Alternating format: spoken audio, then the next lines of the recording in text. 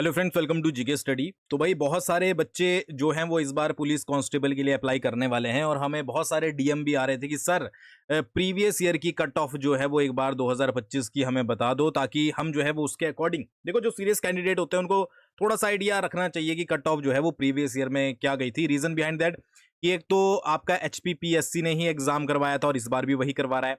ठीक है, 2025 में अभी थोड़े टाइम मतलब कि पिछले साल ही आपका एग्जाम हुआ है। दूसरी चीज क्या है कि भाई जो सिलेबस था वो भी आपका जो है वो सेम था और पैटर्न भी आपका जो है वो सेम रहने वाला है। ठीक है, तो सारी चीजें सेम है।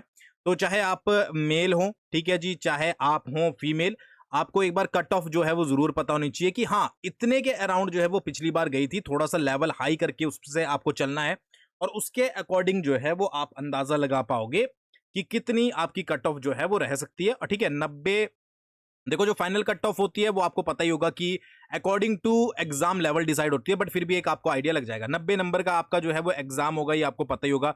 बाकी कुछ हाइट के नंबर है, ठीक है, और बाकी जो है वो एनसीसी के नंबर है। टोटल 100 में से आपके जो है वो 90 मतलब कि नंबर जो है वो यहाँ पर आपके फाइनल होंगे। ठीक है, अब यहाँ पर देखो, आगे बढ़ने से पहले हमारा मिशन वर्दी सिलेक्शन बैच जो है वो लाइव हो चुका है। Live classes, recorded classes, quality PDF, mock test, best revision notes जो है वो आपको इसमें देखने को मिलेंगे। लोएस्ट प्राइस है हिमाचल प्रदेश में और सबसे बेहतरीन क्वालिटी कंटेंट आपको मिलेगा। एक बार ही आपको जो है वो फीस देनी है। ठीक है, तब तक जब तक आपका एग्जाम नहीं होता आपका जो है वो पूरा बैच चलेगा। ठीक है, और डेमो क्लासेस आप देख सकते हो, डिस्क्रिप्शन में मैंने लिंक डाल दिया है, एक बार जरूर चेकआउट कीजिएगा। सबसे पहले बात करते हैं यहां पर मेल के बारे में, कांस्टेबल मेल के बारे में। अनरिजर्व्ड की जो कट ऑफ रही है वो रही थी 73, एसटी ऑफ एचपी की 69, ईडब्ल्यूएस की 68.25, एसटी बीपीएल की 66.75, एससी बीपीएल की 66.25, ओबीएस ऑफ एचपी की 65.75, ओबीसी बीपीएल की 63.75, एससी ऑफ एचपी की 63.50, OBC ward of ex serviceman की 42.75, OBC ward of freedom fighter की जो है वो 31.75, ST ward of ex serviceman की 24.25 और unreserved ward of freedom fighter की 23.75। ये यहां पर जो है वो कट ऑफ रही थी। ठीक है, मतलब आपको थोड़ा थोड़ा आइडिया लग जाएगा कि कितने नंबर के अकॉर्डिंग जो है वो कहां पर जो है वो कट ऑफ आपकी रही है। ठीक है, उसके अकॉर्डिंग आपको थोड़ा सा लेवल अप करके ही आपको जो है वो तैयारी करनी है कि मेरे इतने से इससे ज्यादा नंबर तो मेरे आने ही चाहिए।